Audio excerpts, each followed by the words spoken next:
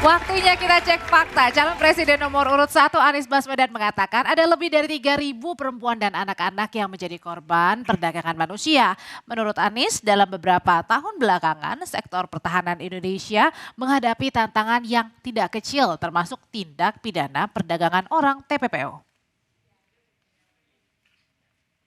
Perdagangan manusia, perdagangan anak.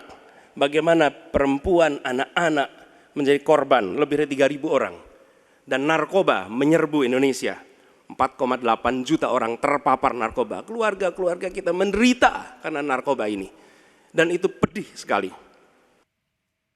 Oke, kita lihat pernyataan dari Capres nomor urut 1 soal TPPO atau perdagangan manusia, Mas. Iya, jadi tadi Anies Baswedan menyebutkan bahwa memang perdagangan manusia ini, terutama yang korbannya anak perempuan, menjadi satu perhatian yang harusnya lebih serius lah ya. Dan Anies menyebutkan datanya korban lebih dari 3.000 orang. Oke, faktanya? Ya, faktanya sebenarnya kita tidak menemukan data yang digunakan Anies, tapi berdasarkan data Kementerian PPPA bahwa yang Simfoni itu sejak 2020 hingga 2022 ada sekitar 1.418 kasus dan 1.581 korban. Jadi sampai sekarang kita belum bisa menemukan data yang 3.000 itu dari mana ya. Jadi bisa dibilang ini fakta atau? Ya, mungkin Anies Baswedan punya data yang lain, cuma data yang kita temukan seperti ini. Oh oke, ini masalah tadi soal nominal ya, bukan nominal ya, tapi atau angkanya ya. Iya, iya. Oke, selanjutnya kita juga akan lihat lagi cek fakta dari calon presiden nomor urut 2 Prabowo Subianto yang mengatakan dalam sebuah negara harus memiliki kekuatan militer yang kuat.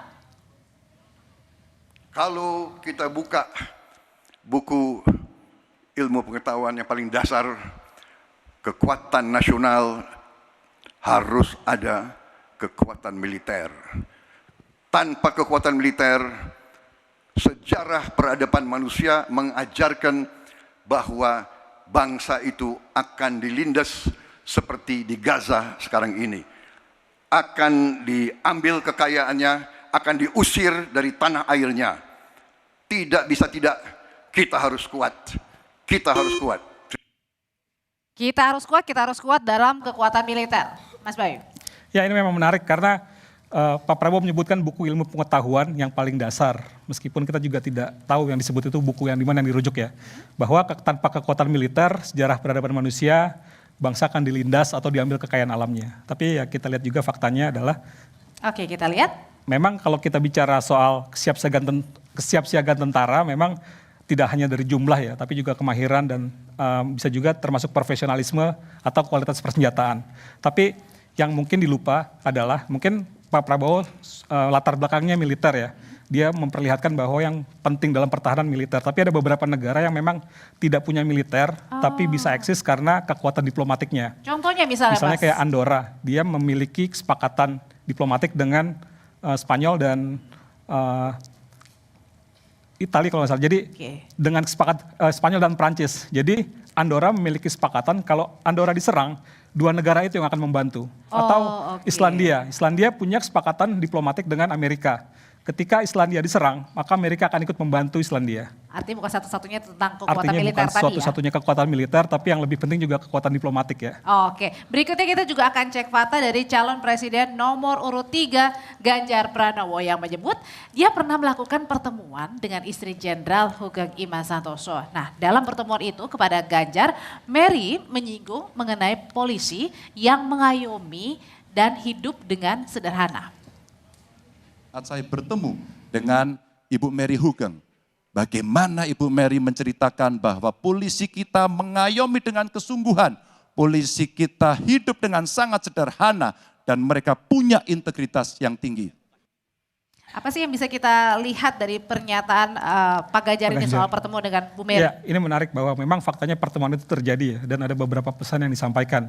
Cuma yang Pak Ganjar belum sampaikan adalah dalam konteks kapan pernyataan Ibu Mary itu disampaikan tentang apa namanya polisi yang mengayomi hidup sederhana. Kalau kita bicara Hugeng memang sebagai sosok yang sederhana ya, polisi yang sederhana, kita tahu itu ya.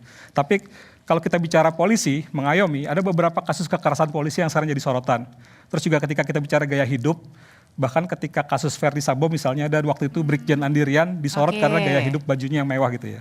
Padahal juga Kapolri di zaman Tito Karnavian pernah mengeluarkan perkap khusus untuk melarang anggota Polri bergaya hidup mewah. Ini juga menarik sebenarnya. Tapi mungkin yang dimaksud Pak Ganjar ini harapan agar harapan Bu Mary agar polisi kita bisa mengayomi dan hidup sederhana, ya, tidak foya-foya atau hedonisme. Terima kasih Mas Bayu, kita sudah ulas beberapa cek fakta dari pernyataan masing-masing capres nomor urut 1 Anies Baswedan, Prabowo Subianto nomor urut 2 dan juga 3 Ganjar Pranowo. Terima kasih Mas Bayu. Ya, saya selalu kapan-kapan kita jumpa lagi untuk cek-cek fakta ya. Terima kasih Audrey. Tetaplah bersama kami saudara karena rekan saya Liviana Charlesa akan kembali untuk Anda. Livi. Terima kasih.